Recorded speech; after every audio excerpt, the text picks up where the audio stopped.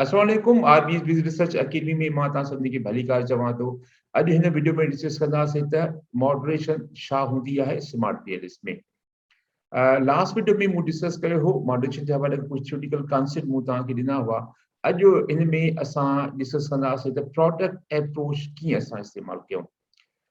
अचो त इन हवाले खां अॻिते वधूं, पर इन खां अॻु में मुंहिंजो नालो डॉक्टर रहीम बख्श सुमरो आहे ऐं मां शाबती नसी सां तालुक़ रखां थो। ॻोल्हींदे मूंखे ही ॾाढो ज़बरदस्त जेको आहे लिटरेचर रिव्यू ॻोल्हींदे मॉडरेशन ते मूंखे ॾाढो सुठो हिकिड़ो जेको चैप्टर मिली वियो आहे, जेको कंहिं हिकिड़े किताब जो बुक जो चैप्टर आहे, जेको रमाइया तमामु वॾो प्रोफेसर आहे जेको पूरी दुनिया में स्मार्ट पीरियड्स ते ट्रेनिंग वग़ैरह ॾींदो रहंदो आहे, उनजो ही चैप्टर मूंखे मिली वियो। त सोचियुमि इन चैप्टर मां कुझु शयूं तव्हांखे मां ॿुधाईंदो हलां त हिकिड़ी छो जो रमाइया खे हिकिड़ी अथाड़ी सम्झ में ईंदो आहे पूरी दुनिया में ही प्रोफेसर, तो इन वॾे खां बहितर सम्झुमि त इनखे तव्हांजे साम्हूं पेश कजे।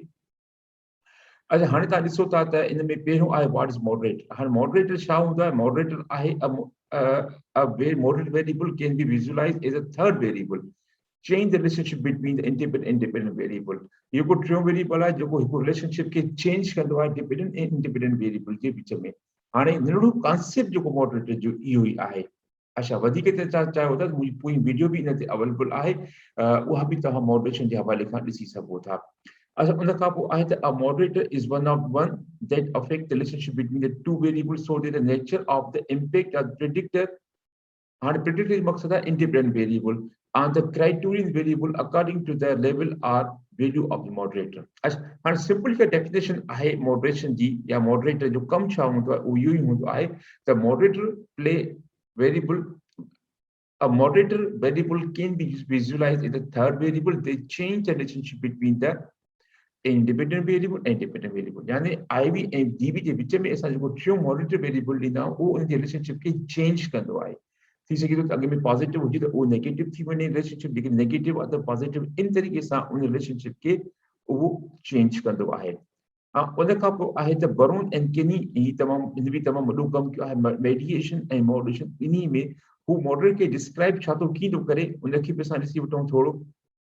इन खां अलावा बरोन केनी चए थो त क्वालिटेटिव, यानी असांजा मॉडरेटर ॿिनि क़िस्मनि जा, हिकिड़ो क्वालिटेटिव हूंदो आहे, ॿियो क्वालिटेटिव हूंदो आहे। Quantitative and qualitative. क्वालिटेटिव असांजो रेस आहे, जेंडर आहे, क्लास आहे, या क्वांटिटेटिव या कोई स्केल ते जेको असांजो वरितल जेको असांजो वेरिएबल आहे उहो जेको आहे that affect the direction or the strength of relationship. यानी ॿिनि शयुनि ते, हिकु त डायरेक्शन यानी पॉजिटिव या नेगेटिव खे बि पॉजिटिव खे नेगेटिव या नेगेटिव खे पॉजिटिव, यानी जेको डायरेक्शन उनखे ऐं उनजो स्ट्रेंथ केतिरो आहे त उनखे बि ॿिन्ही खे ई अफेक्ट कंदो आहे between the independent or predictive variable and dependent or criterion variable। ठीक है। A basic moderator effect can be presented as interaction between the focal independent variable and the factor। ठीक है। हाणे असां छा कंदा आहियूं, इन इम्पैक्ट ॾिसण लाइ असां जेको फोकल असांजो वेरिएबल हूंदो आहे असां उनखे मॉडरेटर सां गॾे करे उनजो इंटरेक्शन ठाहींदा आहियूं ऐं पोइ उनजो इम्पैक्ट ॾिसंदा आहियूं असांजे डिपेंडेंट वेरिएबल ते। त इन सां असांखे ख़बर पइजी वेंदी आहे। हाणे हीउ जेको मॉडल आहे हिन में मॉडरेटर आहे एक्स जो वाई सां, ऐं हिते मॉडरेटर विझी करे असां इन चेक कयूं था त इन जो असांजो इम्पैक्ट या इन जो डायरेक्शन केतिरो आहे। ठीक आहे। उते अॻु में कंटिन्यूअस, हिते असांजो ही क्वालिटेटिव या कैटेगोरिकल असांजो वेरिएबल आहे ऐं मथे असांजो उहो जेको उहो कंटिन्यूअस आहे। अच्छा, हिते अहम तरीन ॻाल्हि मां ॿुधाईंदो हलां तव्हांखे त मॉडरेशन इंटरेक्शन इफेक्ट केतिरा आहिनि असांजा। उन में असांजा टे इफेक्ट आहिनि। प्रोडक्ट अप्रोच आहे, ठीक है, टू स्टेज अप्रोच आहे ऐं ऑर्थोगोनल। हिन में आउं सिर्फ़ु डिस्कस कंदुसि त प्रोडक्ट अप्रोच छा हूंदी आहे इन हवाले खां। प्रोडक्ट अप्रोच जी हिन में ॿुधाए थो त product approach is indicator approach the conventional approach for creating the interaction term in regression based analysis and also featured prominently in the smart pillars। हाणे जॾहिं बि असां इंटरेक्शन ठाहींदासीं, इंटरेक्शन ठाहिण जो टे तरीक़ा आहिनि। हिकिड़ो इंडिकेटर अप्रोच आहे जंहिंमें असां जेको आहे हिकिड़ो कन्वेंशनल अक्सर इहो इस्तेमालु थी वेंदो आहे, इंटरेक्शन ड्रम हूंदो आहे। हाणे हिन में छा थींदो आहे त it involves multiplying each indicator of the unit construct with the each indicator of the moderator। हाणे ॾिसो त असांजे में टर्म ॾिसंदासीं त जेको आहे इंडिकेटर प्रोडक्ट अप्रोच। हाणे प्रोडक्ट छा हूंदो, जॾहिं बि असां ॿिनि शयुनि खे ज़र्ब कंदा आहियूं या मल्टीप्लाई कंदा आहियूं, जेको नतीजो को निकिरंदो आहे जवाबु, उहो असांजो प्रोडक्ट हूंदो आहे। हाँ उन शइ मां हिते कॉन्सेप्ट इहो साॻियो ई आहे त भई एक्सोजीनियस जेको या तव्हांजो इंडिपेंडेंट वेरिएबल आहे ऐं मॉडरेटर आहे ॿिन्ही खे पाण में छा कंदा उनजे हिकु हिकु आइटम खे पाण में मल्टीप्लाई करे पोइ उनजो इम्पैक्ट ॾिसंदो आहे। हाणे जॾहिं असां रन कंदासीं उन वक़्तु मां तव्हांखे ॿुधाए वठंदुसि त ॾिसंदो मां हिते उनजा इंडिकेटर ॾेखारींदुमि त जॾहिं ॿिन्ही खे मर्ज करे असां मॉडरेटर कंदासीं त पोइ उनजा इंडिकेटर केतिरा वधी विया ऐं उन खां पोइ हिक ॿिए जो उनजो मल्टीप्लिकेशन कीअं थिए थी इहा मां तव्हांखे सम्झाए वठंदुसि उन में। तंहिंखां पोइ आहे the notion of the product indicator approach is a product or term हाणे इहो x into y त उन x into z यानी इन खे मल्टीप्लाई कंदासीं त असांखे इहा प्रोडक्ट अप्रोच जो हिकिड़ो तरीक़ेकार मिलंदो। ठीक है उन खां पोइ आहे if the all construct IV and moderator are reflective then product approach is the best यानी कहिड़ी सूरत हाल में असांखे प्रोडक्ट अप्रोच लॻाइणी आहे उन जी हिकिड़ी बहितरीन कंडीशन इहा आहे जॾहिं तव्हांजा सभई वेरिएबल यानी इंडिपेंडेंट वेरिएबल ऐं तव्हांजो मॉडरेटर इहे सभई तव्हांजा रिफ्लेक्टिव आहिनि त पोइ उन सूरत हाल में असां जेको आहे उहा प्रोडक्ट इंडिकेटर अप्रोच असां रन कंदासीं।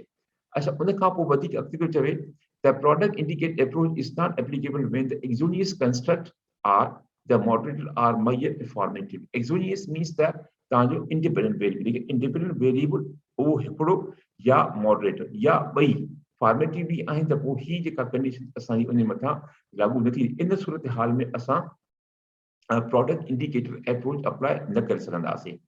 Since the formative indicator do not have to correspond to a predefined theoretical concept, multiplying them with another set of the indicator will confound the conceptual domain of the interaction term. Reason जो इहो आहे त formative में असां छा हूंदो आहे त ॿी जेके इंडिकेटर्स आहिनि उन में असां हिक ॿिए खां बिल्कुलु मुख़्तलिफ़ हूंदा आहिनि लेकिन उनखे तव्हां मल्टीप्लाई करे उन कंदो त उनजो को ख़ासि इम्पैक्ट कोन पवंदो एज़ इंटरेक्शन तौरु उहो कमु कोन था करे सघनि जो ॿई इंडिकेटर ॿई जेके आइटम आहिनि उहे हिक ॿिए खां बिल्कुलु मुख़्तलिफ़ आहिनि। इन हवाले खां मुंहिंजी ॿ वीडियोज़ आहिनि हिकिड़ी फॉर्मेटिव लैटिन वेरिएबल ते आहे ऐं ॿियो रिफ्लेक्टिव लैटिन वेरिएबल ते आहे। वधीक इन शइ खे सम्झणु चाहियो था त उहे ॿई मुंहिंजी वीडियो ॾिसी वठंदव त अव्हांखे बआसानी ई शयूं सम्झ में ईंदियूं।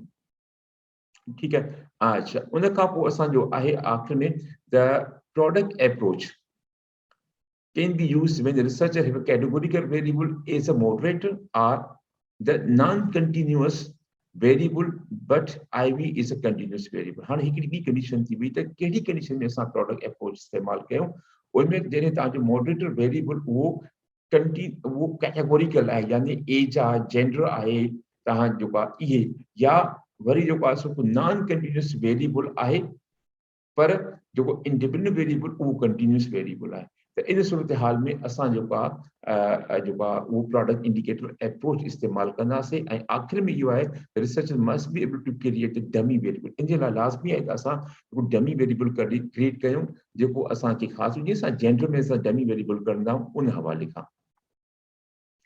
हिन में हिकिड़ी ॿी बि अहम ॻाल्हि जेका आहे त भई when to use product approach ठीक है हाणे इहो हाणे प्रोडक्ट अप्रोच कॾहिं इस्तेमालु when has always shown the higher prediction accuracy compared to two-stage approach, especially when the sample size is a greater than 200 sample size or number of indicators per construct is a medium to large यानी तकरीबन 6 खां indicator 4 इन खां मथे हुजनि। हाणे इहो ॿी कंडीशन अची वई त हमेशह प्रोडक्ट इंडिकेटर अप्रोच ॿियनि अप्रोच खां वधीक बहितर रिज़ल्ट ॾींदी आहे जॾहिं तव्हां सैंपल साइज घटि में घटि जेको आहे 200 या इन खां मथे हुजे त तव्हां बहितर आहे त प्रोडक्ट इंडिकेटर अप्रोच यूज़ कयो ऐं जॾहिं हर हिकु जेको लैटिन वेरिएबल आहे उनजा इंडिकेटर 4 या उन खां मथे आहिनि त इहा जेको अप्रोच आहे उहा एडवाइजेबल आहे त तव्हां उहा इस्तेमालु कयो।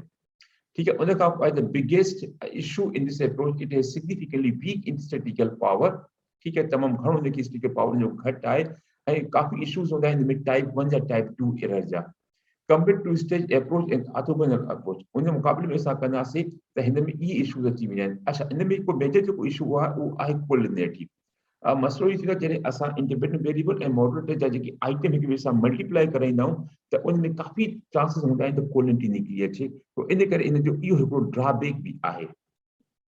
Even if the researcher used indicator standardization to reduce the level of collinearity in the path model, it does not fully eliminate it.